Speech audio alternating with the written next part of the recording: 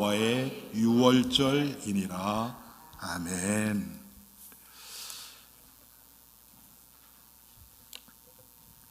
제가 오늘 여러분들하고 유월절 어린 양에 대해서 말씀을 나누는데요, 지난주에 이 말씀을 준비하다가 하다 보니까 내용이 너무 많은 거예요.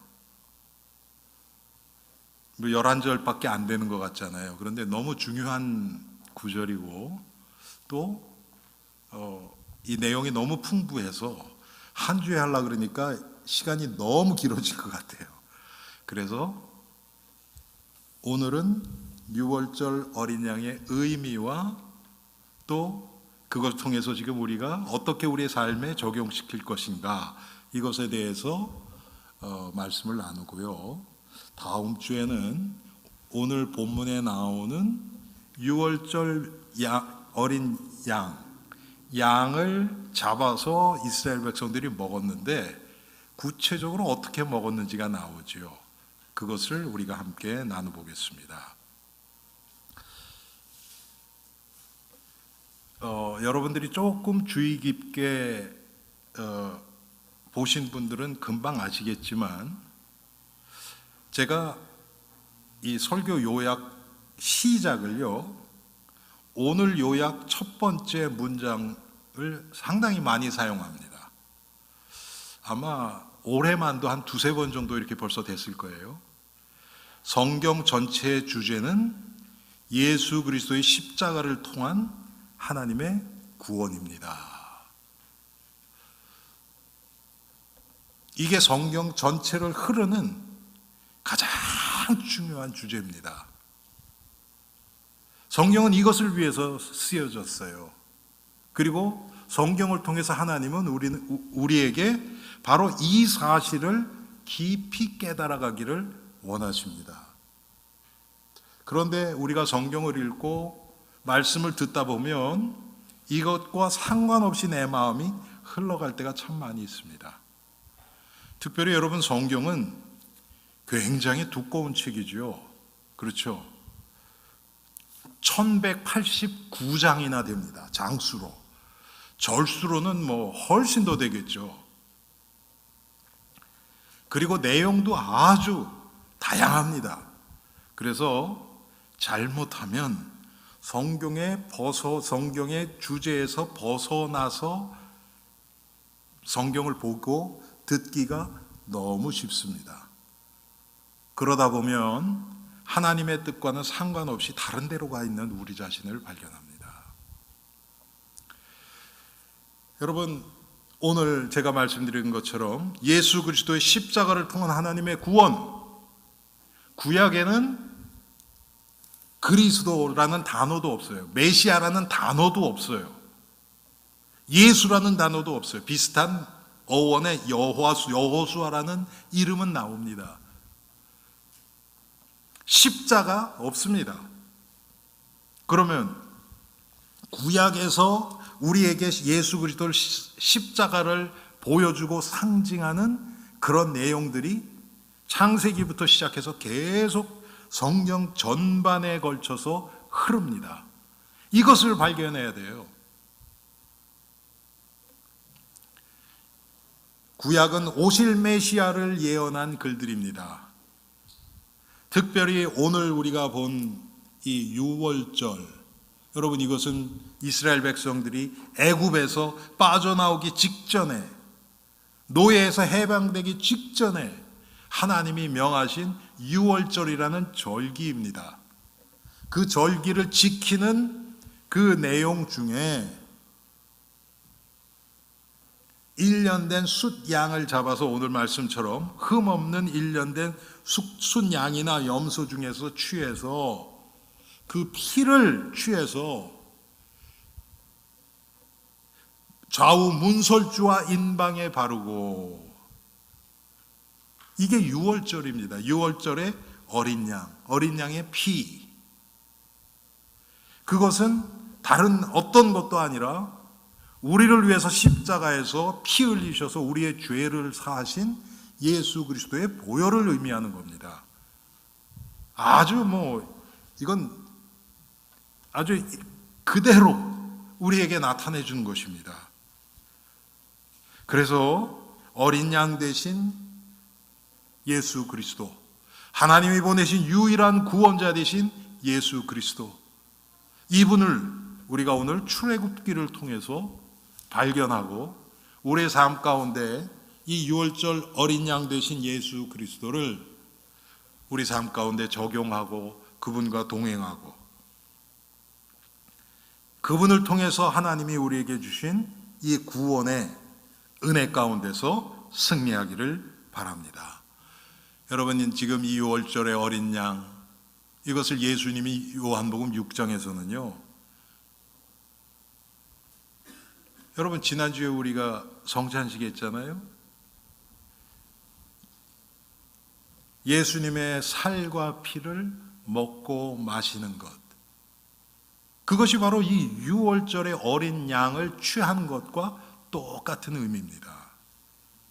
인자의 피를, 살을 먹고 인자의 피를 마셔야 우리는 구원을 얻습니다. 예수 그리스도의 이 살과 피, 한마디로 십자가의 의미를 모르고서는 우리는 구원을 얻을 수 없습니다. 자, 그러면 오늘 성경에서 예수 그리스도를 의미하는 이 어린 양, 유월절의 어린 양을 함께 살펴보겠습니다. 왜 어린 양이라고 했는가? 여러분, 양은 짐승 중에 가장 순하고 온유한 동물입니다. 악이 없습니다. 남을 해하고 잡아먹고 이런 게 없어요. 제가 얘기를 들으니까 성경에 보면 여러분 그 예수님에 대해서 말씀을 하시면서 이사야서 53장에 털 깎는 자 앞에서의 양 같다고 얘기를 해요. 그렇죠? 저희 집에도 강아지가 한 마리 있는데 이거 털 깎아주려고 그러면요, 저희 집사람 혼자서 못해요. 딸이 오면 이제 한 사람 잡고 자르고 막 이렇게 하거든요. 근데 양은 털을 깎으면요, 움직이지 않고 가만히 있는데요. 대부분 동물들이 안 그렇죠. 난리 부리죠, 여러분. 털 깎는 자 앞에서의 양같이. 무슨 뜻입니까? 예수님이 우리를 구원하시기 위해서 자신을 내어주신 모습이 그렇다는 겁니다. 조금도 거리끼지도 않고 또 주저하지도 않으시고 예수님이 우리를 위해서 자신을 십자가에 그대로 내어주셨습니다. 양은 상대를 해할 줄도 모르고 싸울 줄도 모릅니다. 염소는 달라요. 그래서 여러분 성경에 보면 그 마태복음 25장인가요? 양과 염소를 구분하는 게 나오죠. 그렇죠? 오른쪽에 예수님이 오른쪽에 있는 양들에게 내가 배고팠을 때 너희가 먹을 것을 주었고 내가 헐벗었을 때 입을 것을 주었고, 양에 대해서 그렇게 얘기하시고, 왼쪽에 있는 염소들에게는 반대로 얘기를 하시죠. 그렇죠? 염소는 달라요. 뿔도 있고 들이받습니다. 그런데 양은 그렇지 않아요. 제일 중요한 게 뭡니까? 양은 목자의 음성을 알고 목자의 음성에만 반응합니다. 이게 양이에요. 다른 사람의 목소리 안 듣습니다. 따르지 않습니다. 그 음성을 구분해요. 저를 포함해서 우리 온 엘림의 성도들이 이 양의 이런 모습을 담기를 원합니다. 하나님의 말씀에만 반응하는 성도. 여러분, 지금 이 세상에 오만 가지 얘기가 얼마나 많이 지금 떠다닙니까? 우리의 마음을 뺏어가는, 정말 이 하나님 말씀 복음과는 상관도 없는 그럴듯한 이야기들. 여러분, 그게 다 틀렸다는 얘기가 아니에요. 중요한 건 뭡니까? 영원한 것도 아니고요. 잠깐 우리에게 육신적으로 도움이 될 수 있을지 모르지만 우리 영이 살아나는 말씀은 하나님 말씀밖에는 없습니다. 그런데 우리는 그런 귀에 듣기 좋은 얘기들에 너무 마음을 뺏기거든요. 그런데 양은 목자의 음성만 알고 따라갑니다. 양은 멀리를 못 본대요. 멀리를 못 본답니다. 그래서 목자가 인도하면 양이 맨 앞에 가는 양들을 그냥 따라간대요. 그런데 그 양이 목자의 만약에 절벽으로 떨어진다 그러면 다 따라서 떨어진대요, 양들이. 얼마나 어리석습니까? 그러니까 양은 목자의 인도가 절대적입니다. 그렇지 않으면 살아갈 수가 없어요. 여러분, 양이 스스로를 방어할 능력도 없지요. 먼 곳도 못 보죠. 그러면 먹이를 찾는 것도 힘들고 맹수로부터 보호도 받지 못합니다. 그렇다고 양이 여러분 무슨 어떤 그 재빠른 동물처럼 뛰기를 잘합니까? 뛰긴 뛰지요. 그런데 맹수들의 이 속도에 비하면 아무것도 아니죠. 스스로를 보호할 수 없어요. 여러분, 우리는 어떻습니까? 우리가 영적 전쟁에서 우리를 지금 공격하고 위협하는 이 마귀의 세력들 앞에서 우리는 어떻습니까? 우리를 보호할 수 있습니까? 우리 스스로? 그들보다 더 우리가 이 지혜가 뛰어나서 그들을 물리칠 수 있습니까? 아니면 그 악한 세력보다 더 능력이 있어서 그들을 물리칠 수 있습니까? 우리 스스로는 절대로 안 돼요. 그래서 우리는 참 목자 대신 예수 그리스도가 절대적으로 필요한 자입니다. 그런데 여러분, 우리가 그런 마음으로 살아가지 못하지요. 이게 우리의 문제예요. 양은 사람들을 위해서 모든 것을 희생합니다. 그리고 모든 것을 베풀어줘요. 가죽, 이 털부터 시작해서 가죽, 또 고기, 모든 것을 다. 여러분, 예수 그리스도가 우리를 위해서 베풀어 주신 그 은혜는 처음부터 끝까지 모든 것이 다 예수님이 하신 일들은 다 우리의 구원을 위한 것입니다. 우리는 예수님의 십자가만 강조를 할 때가 참 많지요. 맞습니다. 그게 결정적이니까. 그런데 사실은 예수님이 육신을 입고 이 땅에 오신 것부터, 예수님의 탄생부터, 그것도 예수님이 동정녀에게서 마구간에서 태어난 그것도 전부 우리의 구원을 위한 것입니다. 그래서 유월절 어린 양을 예수 그리스도에게 비유한 겁니다.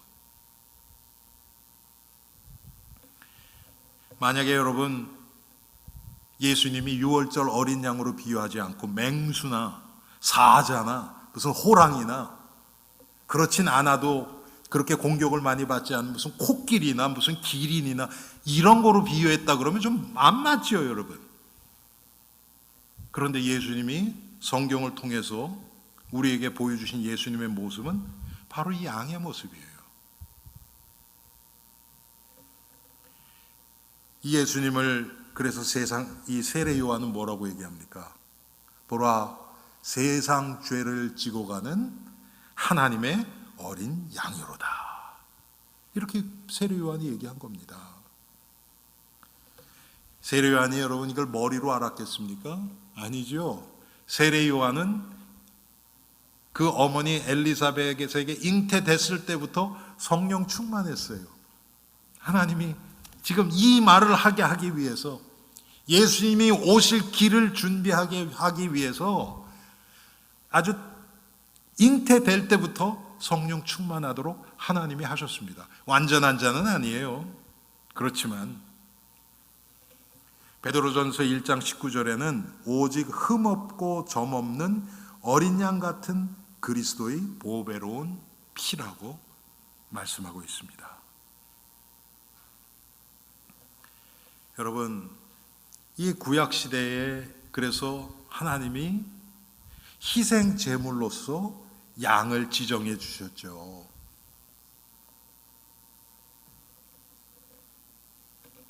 예수님이 사람의 몸을 입고 이 세상에 오셔서 우리를 위해서 피 흘려 주실 그 예수 그리스도를 가리키는 하나의 상징으로 구약에서는 어린 양을 제물로 바친 겁니다. 이 성경 전체가 그래서 유월절 어린 양 대신 예수 그리스도를 통해서 우리가 구원을 얻을 것을 이야기하고 있습니다. 여러분, 성경은 구원의 책이에요. 예수 그리스도의 십자가를 통한 하나님의 구원, 그것을 구약에서는 여러 가지 모양으로 우리에게 나타내주고 있습니다. 맨 먼저 나타나는 것은요, 사실은 범죄하자마자 하나님이 아담과 하와의 수치를 가려주신 그 가죽 옷부터 시작합니다. 자, 아담과 하와가 범죄했어요. 그래서 이들이 이 죄가 들어갔죠. 이제 죄인이 됐어요. 그러니까 그 전에는 알지 못했던 일들이 일어납니다. 둘이 비교의식이 생긴 거예요. 아담과 하와가. 그 전에는 다 아담도 그렇고 하와도 그렇고 벌거벗고 있었어요, 그냥. 그런데 갑자기 부끄러워진 거예요. 여러분, 부끄러움이 어디서부터 옵니까? 이게 죄에서부터 온 거예요. 죄가 없으면 부끄러운 것도 없습니다. 그런데 아담과 하와가 죄가 들어가 보니까 부끄러운 거예요. 그래서 자기 하체를 잎사귀로 가린 겁니다. 자기의 수치를 가린 거죠. 가리려고 한 거죠. 그게 완전히 가려지겠습니까, 여러분? 그랬더니 하나님이 너희 그거 가지고는 안 된다. 그래서 죄 없는 짐승을 죽이셔서 피 흘리셔서 그 가죽을 취한 겁니다. 그래서 그 가죽으로 아담과 하와를 덮어주신 거예요. 이게 유월절 어린 양, 십자가에서 우리를 위해서 피 흘려서 우리 죄를 대속해 주신 그 예수 그리스도를 나타내는 겁니다. 바로 뒤에 창세기 4장에 들어가면 아벨의 피제사가 나오죠. 가인과 아벨, 아담과 하와의 아들들이지요. 하나님 앞에 제사를 드립니다. 둘 다 제사를 드려요. 그런데 아벨은 양을 잡아서 피를 흘려서 하나님 앞에 제사를 드렸고, 가인은 농사꾼이었어요. 그러니까 그냥 곡식 가지고 자기가 거둔 그 곡식 중에서 선별을 해서 그것 가지고 하나님 앞에 나간 겁니다. 여러분, 그 마음이 잘못된 건 아니에요. 그런데 뭡니까? 쉽게 얘기하면 하나님이 뭐를 원하시고 뭐를 명하셨는지를 모르는 거예요. 그래서 제가 항상 말씀드립니다, 여러분. 여러분 마음이 기쁘고 여러분 마음이 만족했다고 해서 하나님이 기뻐하시는 건 아니라는 거예요. 우리 입장에서 뭔가는 하나님을 위해서 나의 아주 큰 것을 희생하고 하나님 앞에 해드렸는데, 그것이 하나님 앞에서는 오히려 그게 죄가 될 수도 있어요. 지금 가인에게 그런 일이 일어난 거죠. 제가 여러 번 말씀드렸지만, 여러분, 아벨이 양을 치는 자였어요. 그런데 이때는요, 양을 먹지 않았습니다. 먹지 않았어요. 그럼 왜 양을 키웠겠어요? 아벨이. 이유는 딱 두 가지밖에 없어요. 먹지 않았죠. 고기 안 먹었죠. 근데 하나님이 허락을 안 하셨어요. 이때는. 고기 먹은 것은 노아의 홍수 이후입니다. 그러면 이유는 딱 두 가지예요. 첫째는 의복을 취하기 위해서 그런 거예요. 그렇죠. 아담과 하와가 하나님이 그 옷 제조한 거 보여주셨잖아요. 처음에 잎사귀를 둘렀는데 그거 며칠 가겠습니까? 그러니까 하나님이 가죽옷을 덮어주셨어요. 아담과 하와가 그 가죽옷을 쳐다볼 때마다 무슨 생각이 났을까요? 이게 우리가 지은 죄의 결과로 있구나. 그것을 봤을 거 아닙니까? 한마디로 가죽옷을 볼 때마다 하나님의 구원을 이후에 이야기하지만 6월절 어린 양, 십자가에 달리신 예수 그리스도, 여인의 후손, 이것을 기억하라고 하나님이 가죽옷을 지어 입히신 겁니다. 그래서 아벨이 그걸 위해서 했고요.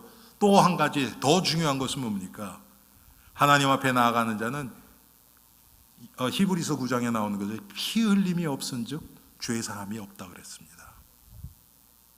하나님 앞에 나아가는 자는 피를 가지고 나가야 돼요. 왜? 우리는 죄인이에요. 죄인의 신분, 죄인의 모습으로 하나님 앞에 나갈 수가 없습니다. 그래서 하나님이 이 구약에 있는 성도들에게는 피를 가지고 나가라 그랬어요. 그래서 짐승을 죽여서 그 피를 뿌리는 거예요. 한마디로 내가 지은 죄 때문에 나는 죽어야 마땅한 존재이지만 이 짐승이 나를 위해서 죽습니다. 그래서 죽여서 그 피를 가지고 하나님 앞에 나가는 겁니다. 그게 예수님의 대속의 의미가 있죠. 우리의 죄를 대신 속해 주신 그 의미가 있는 겁니다. 그래서 아벨이 양을 친 거예요. 양을 쳤기 때문에 양을 가지고 나간 게 아니고 하나님 앞에 제사를 드릴 때 그 피의 의미를 알았기 때문에 아벨이 그 피를 가지고 하나님 앞에 나간 겁니다. 그래서 히브리서 11장에는 아벨에 대해서 얘기하면서 그 피가 증거한다 그랬어요. 창세기 4장에도 여러분 자세히 읽어보세요. 가인과 아벨에 대해서 하나님 뭐라고 얘기하셨냐면 가인과 그 제물은 하나님이 받지 않으셨대요. 그런데 아벨과 아벨의 제물은 하나님이 받으셨다는 겁니다. 그 가인은 뭐고 아벨은 뭔가? 피의 의미를 알던 가인, 모르던 가인, 그것은 하나님이 안 받으신 거예요. 의미도 모르고 그냥 남들이 하니까 피 가지고 나간다, 이게 아니에요, 여러분. 왜 피를 가지고 나가지 않으면 안 되는지 이 사실을 알고 있던 그 아벨의 마음을 하나님이 받으신 겁니다. 그래서 제가 항상 말씀드리잖아요, 여러분. 여러분 교회 오셔서 기도하시죠? 무슨 기도하십니까?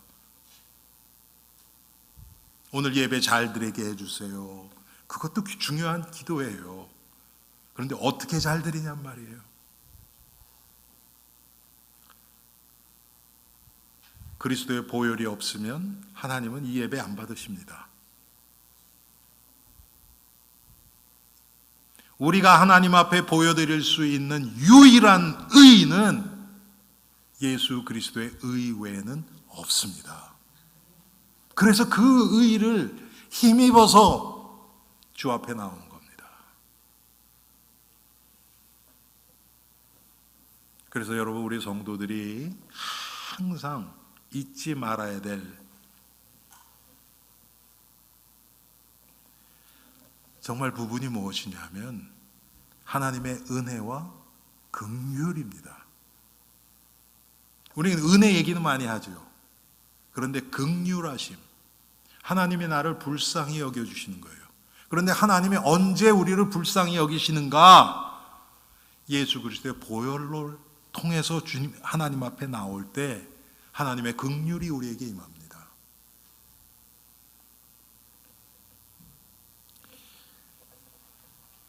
여러분, 창세기 6장에 보면 이제 노아의 방주에 대해서 얘기 나오죠. 그 방주가 하나님의 구원을 나타냅니다. 그 방주가 예수 그리스도를 나타내기도 하고요, 교회의 상징으로 표현되기도 합니다. 몇 명이 살았다 죽었다 그 사람들 노아의 가족들도 지금 다 죽었죠. 지금 육신이 살았다 안 살았다가 문제가 아니죠. 그들을 통해서 하나님의 이 언약의 계보가 이어지는 겁니다. 창세기 22장에 보면 제가 여러 번 인용했던 거죠. 하나님의 아브라함에게 네 독자 이삭을 모리아 산에서 번제로 드리라. 하나님이 이렇게 명하시죠. 그래서 아브라함이 이삭을 데리고 새벽 일찍 떠납니다. 종들을 데리고 떠나요.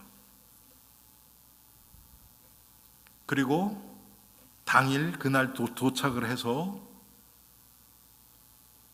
아마 3일 길을 갔지요. 그리고 도착을 해서 산 밑에서 종들을 밑에 놔두고 이삭만 데리고 산 위로 올라갑니다. 그때 이삭이 아버지에게 질문합니다. 아버지, 불과 나무는 있거니와 번제할 양은 어디 있습니까?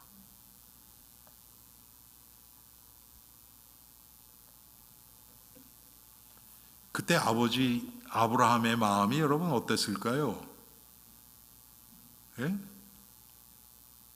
너야 이놈아, 이렇게 얘기는 못하잖아요. 그러니까 아브라함이 뭐라 그래요? 여호와가 준비하신다. 여호와가 준비하신다. 여러분, 아브라함이 알고 얘기했을까요? 몰랐을 거예요. 그런데 하나님이 무슨 계획이 있다는 건 희미하게 아는 거예요. 여러분, 우리가 믿음이 있다 그러는데 믿는다 그래서 앞길이 환히 보여서 몇 월 며칠 무슨 일이 일어나고 이런 거 우리 모르잖아요. 이런 거 알라고 할 필요도 없어요, 여러분. 중요한 것은 보이지는 않지만 믿는 마음에 하나님은 절대 틀릴 수 없다. 하나님은 지금 나를 최선의 길로 인도하고 계신다. 난 몰라 지금. 무슨 일이 일어날지, 어떤 고난이 있을지, 일이 어떻게 풀리고 막히고 난 몰라. 그렇지만 내가 가는 길은 분명히 하나님이 나랑 동행하시고 하나님이 나를 최고의 길로 인도하신다. 이것을 믿는 믿음입니다. 그러고 갔지요. 여러분, 이삭이 어떻게 이걸 알았을까요? 하나님 앞에 나아가는 자는 반드시 제물, 피의 예물을 가지고 나가야 된다는 것을 이삭이 알았던 겁니다. 여러분, 가인이 몰랐잖아요. 그렇죠? 근데 이삭은 알았거든요. 어떻게 알았겠습니까? 아버지를 통해서 알았겠지. 너무나 중요한 교훈입니다, 우리에게. 항상 여러분 교회 오실 때 피가 있는가 확인하십시오. 아멘. 그리스도의 보혈을 통해서 내가 주님 앞에 나오고 있는가? 한마디로 무슨 뜻입니까? 내가 죄인임을 인식하고 나 스스로는 절대로 하나님 앞에 나올 수 없는 존재, 죄인이라는 것을 내가 깨닫고 있는가? 그게 깨달아지지 않으면 우리는 그리스도의 보혈이 의미가 없어지잖아요. 그걸 깨닫는 자들이 예수 그리스도의 보혈을 붙들죠. 내가 안 되니까. 그 마음을 하나님이 기뻐하시는 겁니다. 내가 그리스도의 보혈 앞에 설 때 나는 없어집니다. 내 자랑, 우리 조그맣고 권사님 기도하셨죠, 여러분. 우리의 자랑, 우리의 무슨 조금 남들보다 괜찮다고 생각하는 것들, 그리스도 보혈 앞에서 그게 무슨 의미가 있겠습니까? 아무것도 아니죠. 그것을 예수님이 얘기하신 것이 여러분 10,000달란트 빚진 자, 100데나리온 빚진 자, 그거 얘기하는 거 아닙니까? 둘 다 빚진 자예요. 하나님 앞에서는 차이가 없습니다.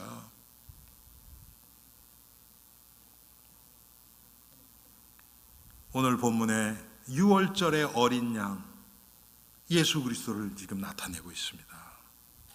너무나 자세하게 예수님이 행하신 그 십자가의 길과 지금 출애굽기를 통해서 나온 이 어린 양, 6월절 어린 양, 그 피를 바른 것과 사건과 너무 똑같은 거예요. 여러분, 우리 찬송가도 주 십자가를 지심으로, 여러분 아시죠?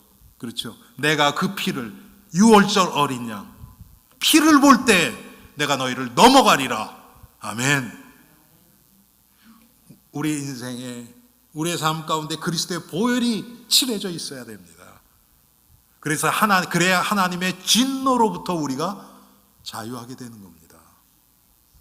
우리는 우리의 죄 때문에 죄의 저주 가운데서 멸망당할 수밖에 없는 존재예요. 구원 받았어도 그렇습니다, 여러분.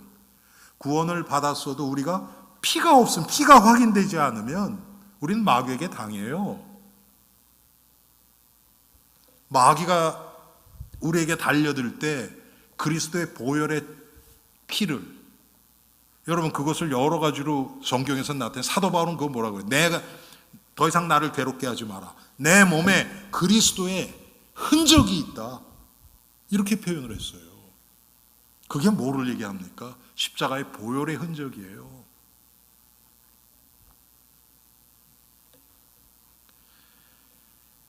여러분, 이스라엘 백성들이 광야에서 원망하지요. 그때 하나님이 불뱀을 보내서 막 물게 합니다. 물린 사람 다 죽어요. 모세가 하나님 앞에 엎드리죠. 그때 하나님이 뭐를 어떻게 하라고 하십니까?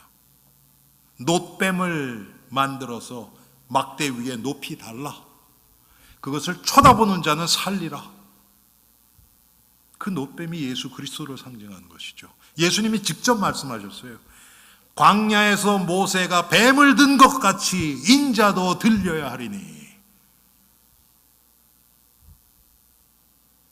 성경은 딱 이걸 얘기하는 거예요, 여러분. 성경 전체를 관통하는 가장 중요한 우리에게 보여주시는 이 말씀이 바로 이겁니다.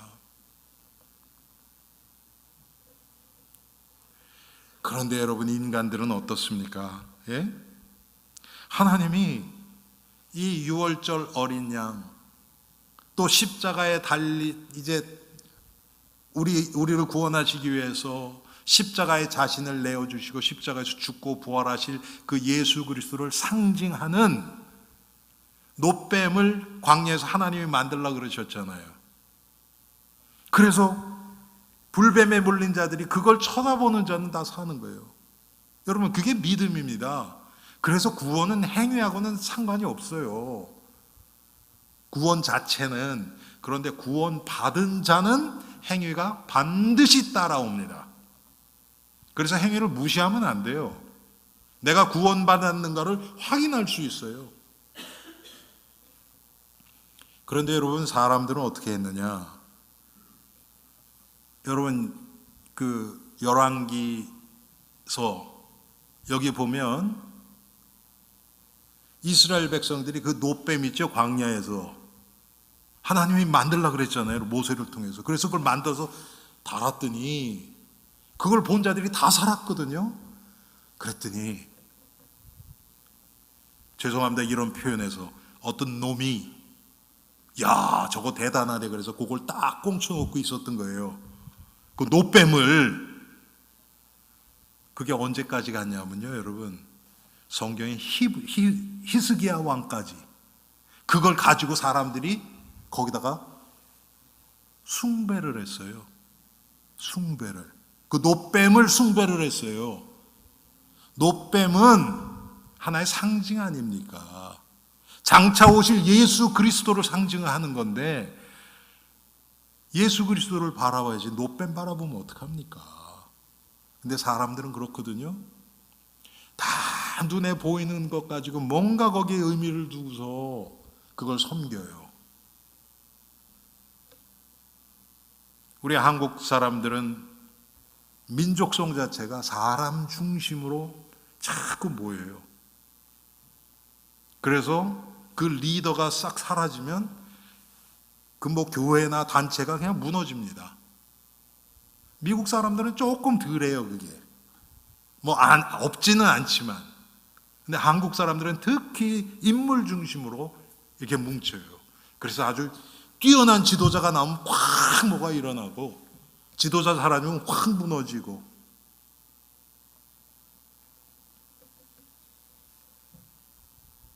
여러분, 성경은 예수 그리스도 중심입니다. 구약이나 신약이나. 그런데 우리 인간이 가지고 있는 죄성은 그리스도를 상징하는 그리스도로부터 파생된 어떤 것, 여기에 자꾸 의미를 둬요. 그게 우상으로 바뀝니다. 그래서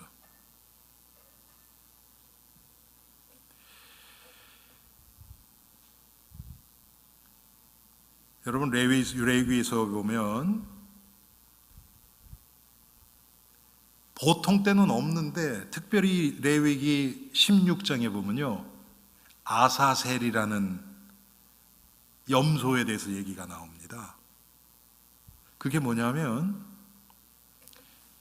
하나님 앞에 제사를 드리는데요, 두 마리를 가져와요. 염소를 하나는 죽여서 피를 흘려서 하나님께 드리고요, 염소 하나는 그냥 광야로 내보내요.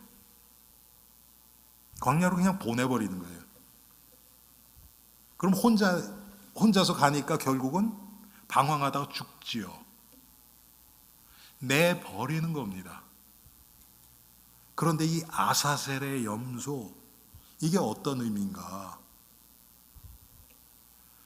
참 마음 아픈 얘기지만요, 하나님이 십자가에 자기 아들 예수를 내버린 겁니다.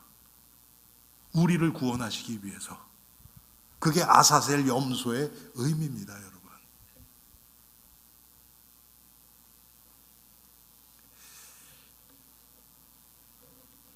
이 유월절 어린 양의 의미를 깨달은 자들, 그런 자들에게는 어떤 일이 임합니까? 예수 그리스도의 피로 인해서 심판이 면해집니다. 우리는 다 죄와 사망의 법 아래서 우리 죄 때문에 심판받고 지옥으로 갈 수밖에 없는 존재들입니다. 그런데 예수님이 이미 십자가에서 나의 죄를 짊어지시고 피 흘리셔서 이 심판을 이미 받으셨습니다.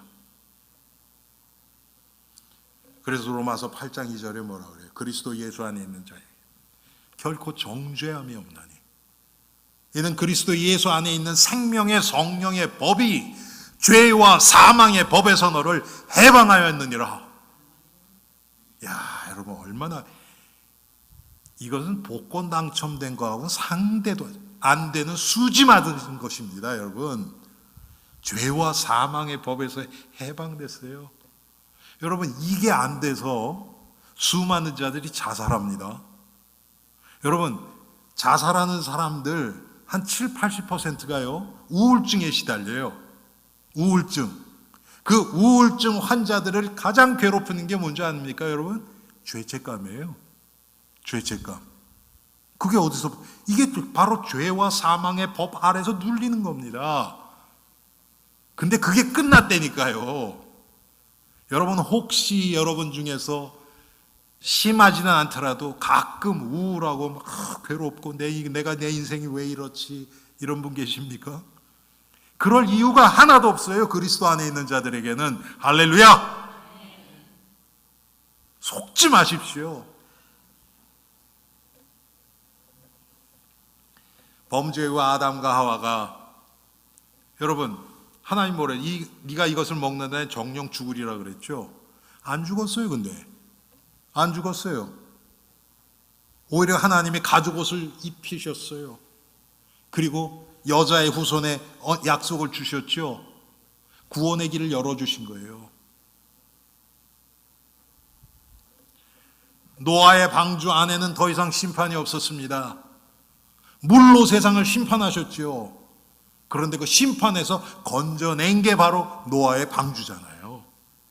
방주 대신 예수 그리스도 안에 있는 여러분들 이제는 이 세상의 죄로부터 온 심판 여러분하고 상관없습니다. 그러니까 마음대로 죄 져도 되겠구나. 아니에요.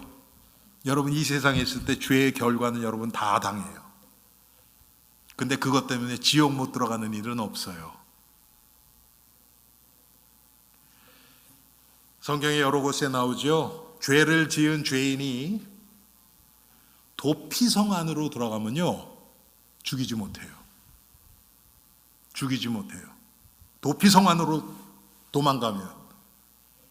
그래서 그 도피성이 이스라엘 곳곳에 있었습니다.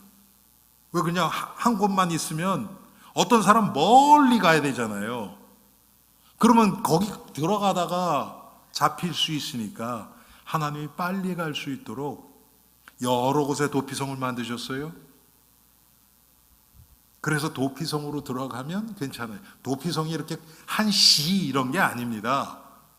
한 지역 전체를 얘기하는 게 아니고 그 안에 조그맣게 장소를 만들어서 거기에 도피성을 만든 거예요. 그런데 거기 들어가면 나오지 못해요. 나왔다가 밖에서 기다리고 있던 사람이 죽이면 괜찮아요. 그 사람은 그냥 죽는 거예요. 그런데 나올 수 있는 방법이 있어요. 그 도피성을 지키고 있는 제사장이 죽으면 나오는 거예요. 그때.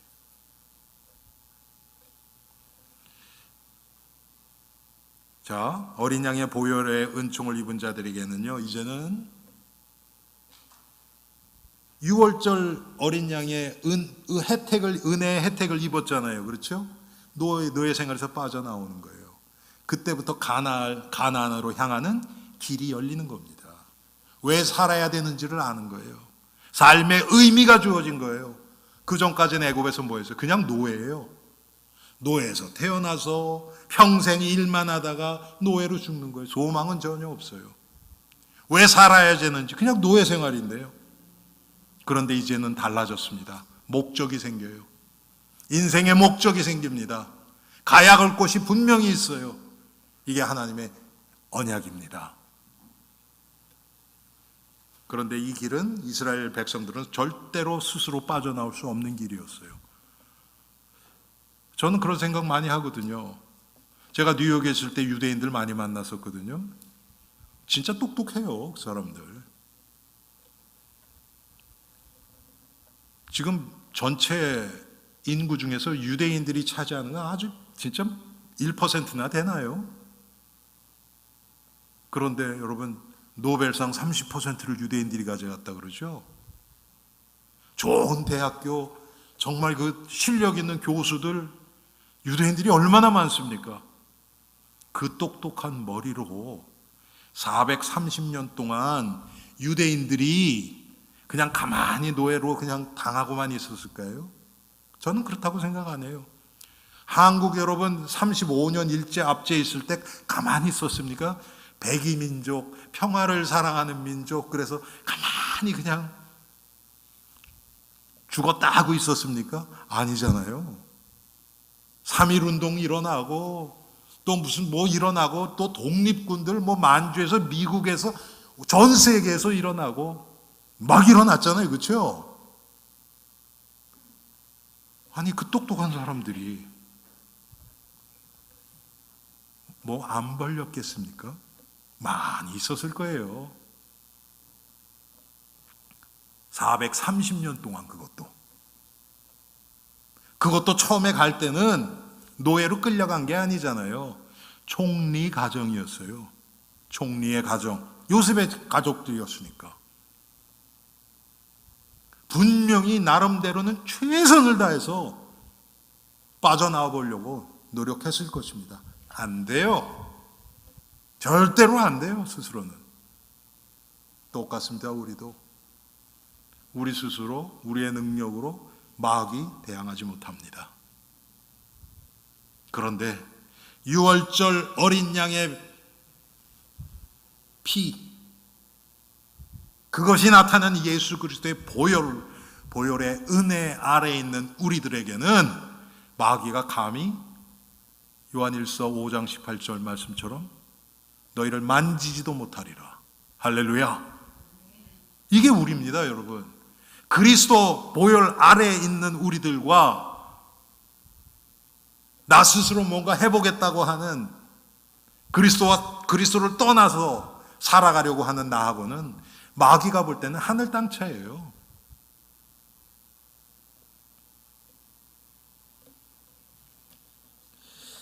지난 세월은 이들에게 너무나 암담했습니다. 그런데 유월절 어린 양의 피 바른 후에 이들의 앞날 장래가 쫙 열렸습니다. 여러분, 장래만 열리는 것이 아니고요, 가나안 땅으로 향하는 이들의 발걸음에 막혔던 문들은 다 열립니다. 안 열린 게 없어요. 홍해도 열렸죠? 그렇죠? 여러분, 지난주에 우리가 뭐 봤습니까? 마실 물이 없어요.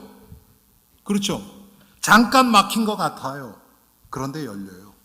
나뭇가지를 던지니 물이 닳아졌어요. 막혔던 문이 열릴 수밖에 없습니다. 우리가 예수 그리스도와 동행하며 복음을 위하여 살아갈 때 당장 눈앞에서 막힌 것 같이 보일 수 있어요. 홍해도 그랬고 요단강도 그랬고 여리고성도 그랬고 계속 우리를 막는 요소들이 나타나요. 그런데 우리는 하나님을 의지하고 믿음으로 나아갈 때 결국은 다 무너져요. 할렐루야.